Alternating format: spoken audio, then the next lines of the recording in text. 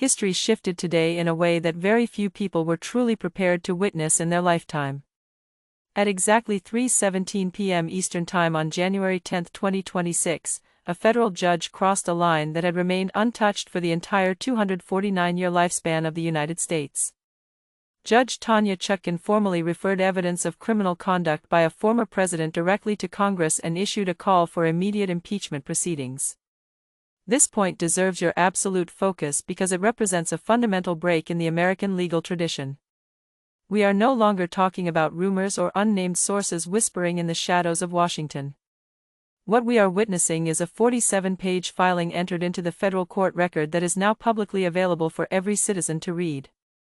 Within roughly 72 hours, the House of Representatives is expected to vote on whether Donald Trump will become the first president in our history to be impeached 3 separate times.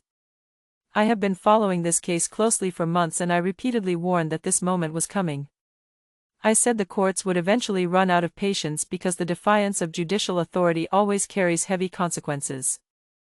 Now the accountability process has begun to move with a speed that is rattling the very foundations of the Capitol. We need to be precise about today's events because precision is the only thing that maintains our sanity in a time of crisis. Judge Tanya Chutkan oversees one of the federal criminal prosecutions involving Donald Trump, and she has confronted a situation without any known precedent. For months, she dealt with a criminal defendant who repeatedly ignored court orders and challenged the very legitimacy of the judicial branch. He treated the legal process as optional rather than mandatory for every American citizen regardless of their former rank.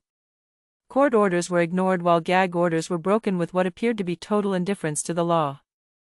Witnesses were contacted despite explicit written prohibitions that were designed to protect the integrity of the trial.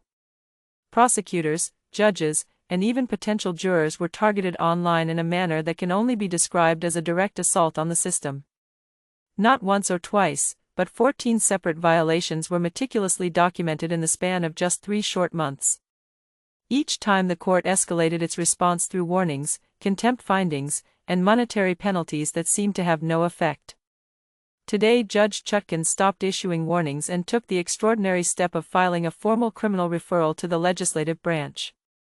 In plain terms, this is a federal judge telling Congress that she has reached the absolute limit of her judicial authority. She is stating that this defendant poses an active threat to the justice system itself and that legislative action is the only remaining remedy. The language she used is not casual and it is certainly not symbolic in its intent or its application. In her own words, the defendant's repeated violations constitute a clear and present danger to the administration of justice. This demand for immediate congressional intervention marks a turning point that will be studied by historians for centuries to come. Please take a moment to engage with this developing story by leaving a comment below with your thoughts on these unprecedented events and subscribe to the channel to stay updated as we track this fast-moving constitutional crisis. The term clear and present danger is not a piece of dramatic phrasing used to grab headlines in a crowded news cycle. It is a precise legal determination that carries immense institutional weight within the framework of our American democracy. This was not a brief overview or a selective summary designed to favor one political party over another. Judge Chutkan transmitted the full evidentiary record including 14 separate gag order violations that were each meticulously logged with timestamps. These records include screenshots and archival data that provide a transparent look at the conduct in question for all to see. The referral also includes transcripts from 7 distinct contempt hearings where Trump was personally warned by the court about his behavior. Phone records demonstrate coordination with co-defendants in direct violation of no-contact orders that were meant to preserve the truth. A trail of social media posts aimed at prosecutors and individuals within the jury pool suggests a coordinated effort to undermine the trial. Internal communications from Trump's own legal team even acknowledged these breaches in ways that are deeply damaging to his defense. Sworn statements from former federal judges described this conduct as something without any comparison in modern American jurisprudence. Then there is the most consequential evidence of all, which involves recorded audio conversations of the former president himself. In these recordings, Trump discusses plans to openly defy court orders with his closest advisors in the pursuit of political gain. This evidence goes beyond reckless behavior and directly establishes a criminal intent to subvert the legal process of this nation. This is the caliber of evidence that ends political careers and brings down entire administrations while fracturing political movements. All of this was delivered to Congress in a single comprehensive filing that stands apart from everything that has come before. This specific moment is unique because nothing like it happened during the Watergate scandal when Richard Nixon resisted subpoenas. It did not happen during the Clinton impeachment when the definition of obstruction of justice was fiercely debated in the Senate. Not even during the Saturday Night Massacre did a sitting federal judge formally trigger impeachment proceedings against a former leader. That boundary held for nearly 2.5 centuries until Judge Chutkan decided that the behavior before her left no alternative. To understand why she took such an unprecedented step, you have to understand the inherent constraints of the federal judiciary. Judges do not have unlimited power and their options are narrow when a defendant decides to violate the rules of the court. They can issue warnings, levy fines, hold the defendant in contempt, or revoke pretrial release in the most extreme situations. But what happens when those tools fail against a defendant who has the financial resources to absorb fines without a second thought? What happens when the defendant has the political stature that makes incarceration an explosive prospect for the entire country? That is the position Judge Chutkan has been stuck in for months, as each violation raised the stakes for the Republic. Each contempt ruling that failed to alter the behavior of the defendant chipped away at the court's perceived authority and legitimacy. Trump continued to press forward while testing the limits and daring the American system to respond to his provocations. He publicly named prosecutors and commented on witnesses involved in active criminal proceedings in a way that threatened their safety. He circulated material capable of influencing jury pools and maintained contact with co-defendants despite explicit court-ordered prohibitions against such acts. When the court intervened, the behavior did not stop but rather repeated itself again and again in a consistent pattern. If you find this analysis of our constitutional safeguards important, please make sure to subscribe to this channel and comment your perspective on the importance of the rule of law in America today. This is what sustained obstruction looks like when it is not just a single lapse in judgment or an isolated outburst. It is a consistent and intentional pattern that has been thoroughly documented by the highest legal authorities in our land. Judicial authority only exists in a free society if it can be enforced equally against the powerful and the powerless alike. Court orders that carry no consequences are not actually orders but are merely suggestions that the law-abiding are expected to follow. If one defendant can defy the court repeatedly without a meaningful response, the legitimacy of the entire American system begins to erode. Judge Chutkan recognized that continued restraint was no longer a neutral act but was becoming actively harmful to the nation. Each unaddressed violation sent a signal to every federal courtroom in the country that compliance with the law is now optional. That realization forced an escalation that was not born out of political animosity but out of institutional necessity. The criminal referral was an act of a federal judge acknowledging the limits of her own power in the face of defiance. She stated plainly that this conduct poses a threat she cannot contain and that Congress holds the authority she lacks. This shift is crucial because it dismantles the central defense that Trump has relied on since the very beginning of these cases. His argument has always been that this is a case of political targeting by partisan prosecutors and biased judges. That argument collapses the moment you look at the professional reality of who is making this specific accusation today. This is not a partisan operative or a political rival seeking an advantage in the next election cycle. It is a lifetime appointed federal judge acting on sworn evidence and following the strict procedures of her office. Judge Chutkan did not brief reporters or go on television to spread a narrative that would benefit one side over the other. She did not signal through leaks or proxies but instead filed a formal legal submission in open court for the world. She attached the evidentiary record and transmitted it through established judicial channels that have served this country for generations.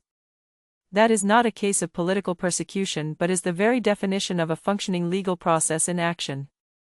Once that process was triggered, the United States Congress no longer had the option to ignore the reality of the situation. Congress did not wait for the dust to settle before moving with a speed that has stunned political observers across the nation. Within mere hours of receiving the referral from Judge Chutkan, lawmakers pulled draft articles of impeachment from committee where they had been quietly residing since late 2025. These 8 specific charges include obstruction of justice, witness tampering, and a flagrant contempt of court that threatens the constitutional order. We are also seeing charges related to the abuse of power and conduct unbecoming a public official which strike at the heart of our leadership standards. This is no longer a slow-moving legislative inquiry but a rapid-fire constitutional process that is now operating on a 72-hour clock. Until this morning, these articles had roughly 87 co-sponsors who were almost exclusively from the Democratic side of the aisle. By this evening, that number has surged to a staggering 231 members of the House of Representatives. This surge is significant because it represents a clear and functional majority capable of impeaching a president immediately without further delay. What has truly sent shockwaves through the halls of Capitol Hill is not just the number but the identity of the new co-sponsors. These are not progressive activists from safe districts but moderate Republicans who are now breaking ranks with their party leadership. Representative Mike Lawler of New York stood in front of the cameras today and delivered a statement that may define his political career. He reminded the American people that his oath is to the Constitution and not to any single individual or political figure. When a federal judge documents that a former president is actively obstructing justice, every lawmaker is obligated to take that evidence seriously. Shortly after Lawler spoke, Representative Don Bacon of Nebraska also signaled his support for the accountability process. These defections represent a fundamental shift in the political math of Washington that few could have predicted just days ago. The Democratic leadership has now activated Rule 99 Section 2, which is a rarely used fast-track mechanism for urgent legislative matters. This rule requires a full vote in the House of Representatives within 72 hours of its filing on the floor. This means that by Monday, January 13, the United States will likely hold a vote on the third impeachment of Donald Trump. We are currently watching the clock tick down on a moment that will forever be recorded in the annals of American history. The question is no longer whether it will pass but how large the bipartisan margin of support will ultimately be. As the political structure begins to shift, it is more important than ever that you stay informed and engaged with the facts of this case. Please take a second to subscribe to this channel and comment your thoughts on whether you believe these Republican defections are a sign of true constitutional principle. The reaction from the former president has only served to accelerate the growing sense of national and political instability. Since yesterday afternoon, his social media presence has been a near constant stream of all-caps attacks against the federal court system. He has denounced what he calls rigged courts and Obama judges while promoting a narrative of unprecedented political persecution. However, one specific post has set off immediate alarms within the national security apparatus and among law enforcement agencies. He explicitly urged his supporters to converge on Washington and made a direct reference to the Second Amendment. This language is being treated by federal authorities as a credible threat of armed resistance against the legislative branch of government. Law enforcement is not viewing this as rhetorical excess or simple campaign posturing in a heated political environment. In real time, every escalation and every threat is being recorded as additional evidence that reinforces the case against him. Washington has reacted by positioning National Guard units throughout the Capitol complex to ensure the safety of our public servants. Steel barricades are once again going up around federal buildings as the city prepares for potential civil unrest. Pro-Trump demonstrators are already assembling near the National Mall while counter-protesters calling for accountability gather near the Supreme Court. The heavy law enforcement presence is an unmistakable reminder of the tension that currently grips the heart of our democracy. This mobilization is not happening because of a foreign adversary or a sudden economic collapse but because of internal political strife. While most media coverage is focused on the impeachment vote itself, a much deeper and more dangerous development is unfolding. Judge Chutkan's criminal referral did not stop at the steps of the Capitol building but reached much further. The same evidentiary record documenting witness tampering and obstruction has been transmitted to the Department of Justice for further action. This transforms the situation from a purely political process into an active and aggressive federal criminal inquiry. If federal prosecutors determine that there was a direct coordination to influence witness testimony, it constitutes subornation of perjury. Witness tampering and the obstruction of justice carry substantial prison exposure under the current federal sentencing guidelines. We are now looking at a landscape where multiple grand juries in multiple cities are operating simultaneously. It is entirely possible that additional criminal indictments could be handed down while the Senate is conducting an impeachment trial. Imagine for a moment the immense constitutional stress of watching a Senate trial unfold while new criminal charges are returned. This is exactly the kind of scenario the Founding Fathers warned about but hoped would never be necessary to execute. We are seeing impeachment in the House, a trial in the Senate, and criminal prosecution in federal court all at once. These parallel tracks of accountability are moving forward with a momentum that neither side can easily slow down or stop. There is also a development that is currently being discussed in quiet whispers within the highest circles of government power. Reports suggest that serious conversations have begun regarding the potential invocation of the 25th Amendment for the first time. This amendment allows for the removal of a president if they are determined to be unable to discharge their duties. It requires the cooperation of the vice president and a majority of the cabinet to move forward with such a step. While this remains a theoretical option, the mere fact that it is being discussed illustrates the gravity of the crisis. Serious people inside the government are acknowledging that the situation has become historically consequential and potentially unmanageable through traditional means. At the same time, the Republican Party is splintering into two distinct and increasingly hostile factions in real time. On one side, loyalists are entrenching themselves and urging their supporters to take to the streets in defense of the leader. They are aggressively attacking any member of their own party who dares to step out of line or voice concern. On the other side are those choosing to ground their decisions in their constitutional oaths rather than party loyalty. These internal pressures are intensifying as Republicans who defect become the immediate targets of harassment and political threats from the base. The cohesion of the party is fraying just as the 2026 midterm elections are appearing on the political horizon. Many lawmakers see a looming disaster if they remain tethered to this level of instability and unpredictable behavior. They are quietly mapping exit ramps and reassessing their positions as the political ground continues to shift beneath their feet. This moment is far larger than a single vote because it marks the potential unraveling of a long-standing coalition.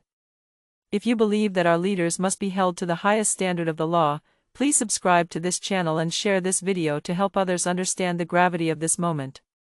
The consequences of this moment extend far beyond the marble halls of the Capitol and into the daily lives of every ordinary American citizen. We must first consider the economic reality because markets historically despise uncertainty and a constitutional crisis is the ultimate form of instability. Futures are already reacting to the news as international investors watch the world's largest economy enter a period of profound political volatility. When the political system appears unstable, capital begins to shift and interest rates can move in ways that affect every mortgage and car loan. Supply chains can tighten and corporate hiring plans are often put on hold until a sense of normalcy is restored to the nation.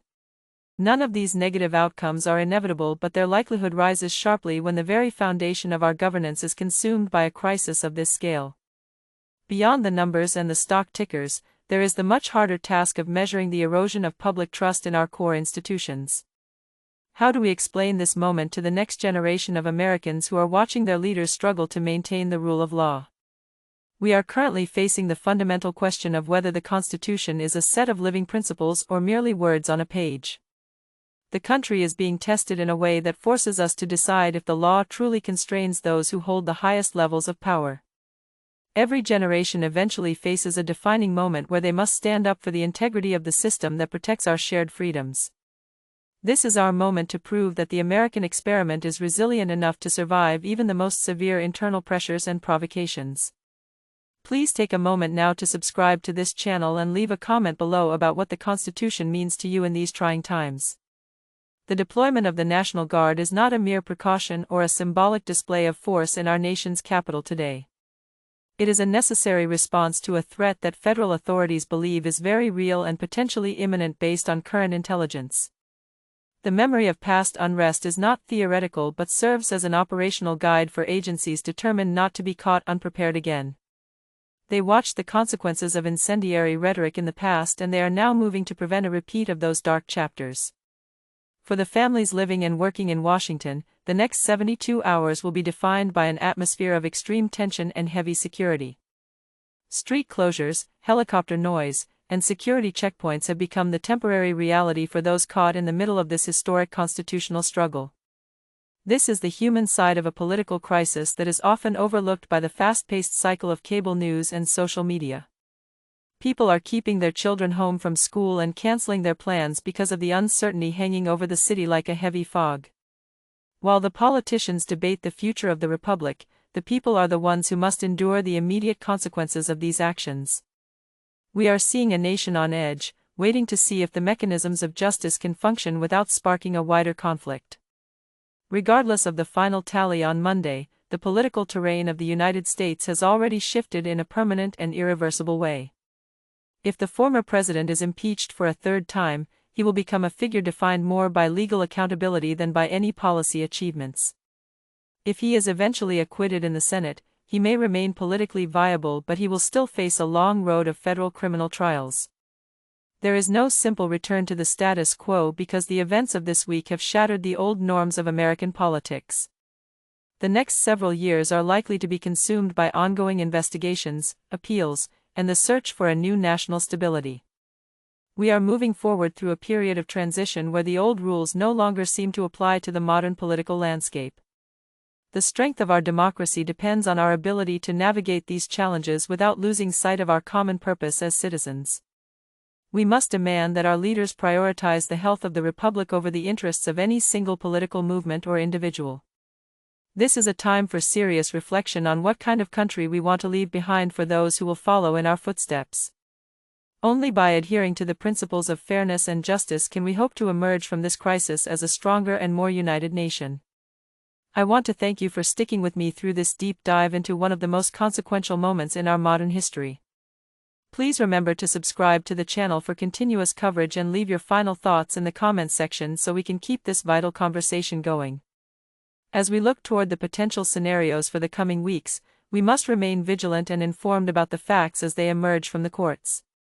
We could see a scenario where the House moves for immediate impeachment while the Department of Justice pursues separate criminal charges for witness tampering. This dual-track process would create an unprecedented level of pressure on the entire American political and legal establishment. We must also consider the possibility of further defections from within the Republican Party as more evidence is made public to the voters. The stability of our economy and our international standing depends on a swift and transparent resolution to these grave allegations. Adversaries around the world are watching this moment closely to see if the United States can maintain its institutional integrity under such extreme stress. Internal instability always projects outward, and a divided America is a less effective leader on the global stage in a dangerous world. Our allies are unsettled by the prospect of armed resistance being urged by a former head of state against the legislative branch. We must remember that our strength has always been our ability to resolve our differences through the peaceful application of the law. Preserving that tradition is the most important task facing every American citizen today as we watch history unfold in real time.